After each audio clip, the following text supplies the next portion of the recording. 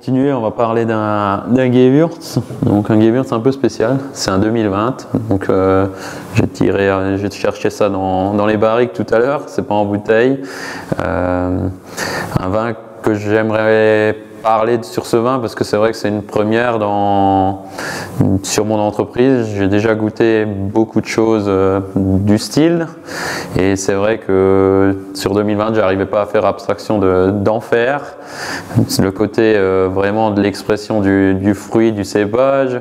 Donc c'est un Gewürz nature, donc sans sulfite, sans intrants et macération. Donc un Gewürz, on a fait une macération de 21 jours dessus, avec très peu de pigeage, très peu de remontage et vraiment extraire le côté Gewürz, c'est le côté terroir du Bollenberg. C'est vrai que Bollenberg historiquement a toujours été très réputé pour le Gewürz parce qu'on a un sol calcaire peu profond, un climat méditerranéen. C'est, je pense, le climat méditerranéen le plus au nord de l'Europe, hein, quasiment avec très peu de pluviométrie. La pluviométrie peut commencer à causer des problèmes quand même au Bollenberg actuellement parce que c'est vrai que quand il pleut pas pendant 2 mois, il faut trouver des solutions. Ouais. Ouais, donc c'est pour ça que je me suis lancé dans les semis, dans les céréales, dans les légumineuses pour justement garder de la fraîcheur. Et la macération, je trouve, permet d'enrober cette fraîcheur justement et d'harmoniser les vins qui sont des fois un peu marqués qui peuvent être marqués par la sécheresse, quoi. Donc c'est vrai que la couleur ça change d'un Gewürz classique. On se retrouve avec un Gewürz qui prend la couleur de la pellicule, vraiment donc dû à la macération, ouais, un vin orange, un vin de macération. Donc c'est vrai que la couleur, on a une belle robe, une belle couleur vraiment du cépage et après, aromatiquement, c'est vrai que quand on le prend au nez, on se dit waouh, quoi. C'est vraiment, ça fait Gewürz, ça fait comme quand on croque une baie de Gewürz, et qu'on a cette aromatique en bouche, vraiment le fruit, la rose, même quand on voit l'épaisseur du vin, c'est vrai que ça prend de la complexité. Après, j'ai fait le choix des barriques parce que forcément une macération prend des tanins et qui dit tanin dit volume, dit gras, et la barrique va arrondir ces tanins-là, quoi. Et le nez, franchement, t'as vraiment tous les arômes que tu viens de citer, c'est vraiment de la finesse, quoi. C'est pas l'opulence qu'on a classiquement du Gewürztraminer, quoi. Ouais, c'est vraiment le côté expressif du Gewürztraminer, la traduction du Gewürztraminer, c'est vraiment les épices, et c'est vraiment ce qu'on ressent avec la rose, des parfums très intenses, on sent la légèreté et la fraîcheur due à la macération, quoi. Sur 2019, mon Gewürz nature, je l'avais fait également en barrique, mais sans macération, donc c'est un Gewürz sec. Celui-ci aussi est sec, hein, 0 g de sucre restant, résiduel. Donc c'est vrai que on sent, on sent un peu l'alcool, alors que la macération, justement, avec les tanins, va enrober et va patiner tout ça. Et j'ai fait ça sur des petits volumes cette année, mais je l'ai fait goûter déjà pas mal de fois à des amis ou à des connaissances, ou voilà, tiré de la barrique. Et tout le monde me dit tu mets ça quand en bouteille, Jérémy? Parce que c'est vrai que ça plaît rien que quand on met le nez dessus. Ça change du Gewürz. Personnellement, je suis pas trop Gewürz, j'ai du mal avec les sucres.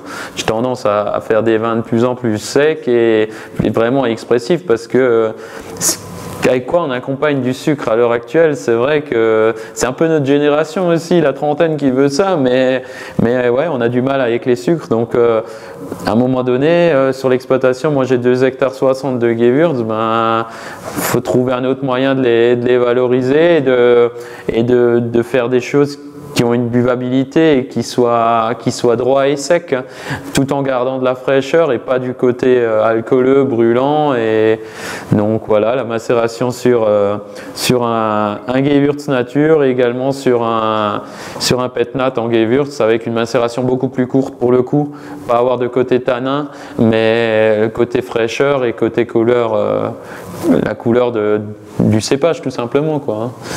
Allez, découvrons.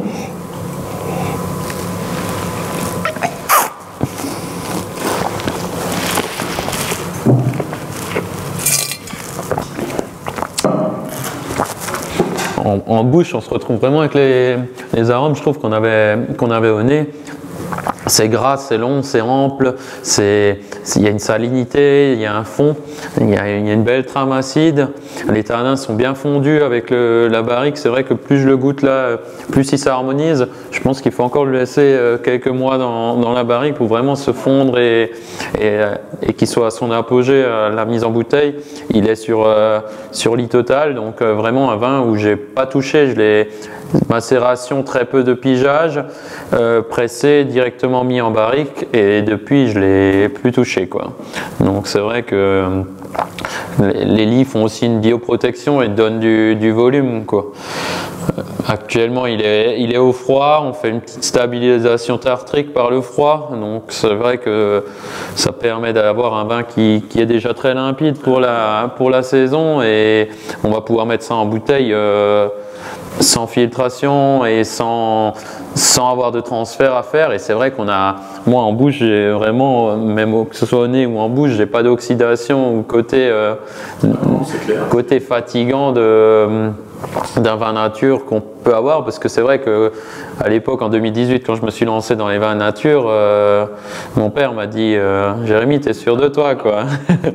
Parce que c'est vrai que il y a des très beaux vins nature comme il y a des vins nature des moins bons. Il y a de tout. Après c'est vrai qu'il faut arriver à garder cette fraîcheur et je pense que les barriques aident beaucoup et la macération peut aider également sur ce côté gras.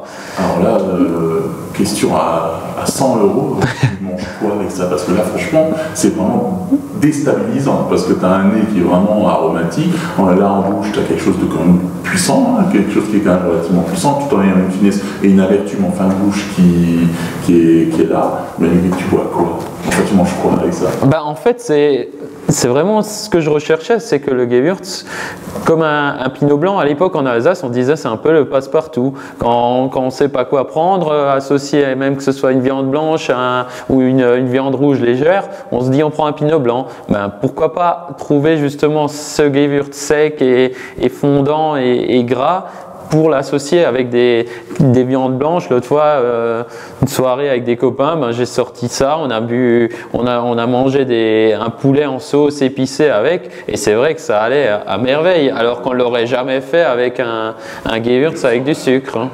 Donc c'est vrai que, et ouais, quand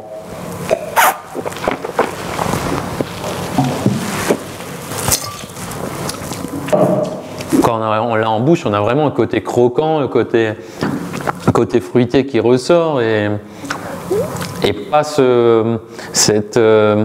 dans un Gewürz avec du sucre, je trouve on a vite le côté bourratif, lourd on boit un verre, deux verres, on n'a pas envie de se resservir, alors que je pense le vin c'est quand même un plaisir et qu'il faut qu'on ait un plaisir de reprendre un verre et d'avoir une belle buvabilité sur le vin, quoi.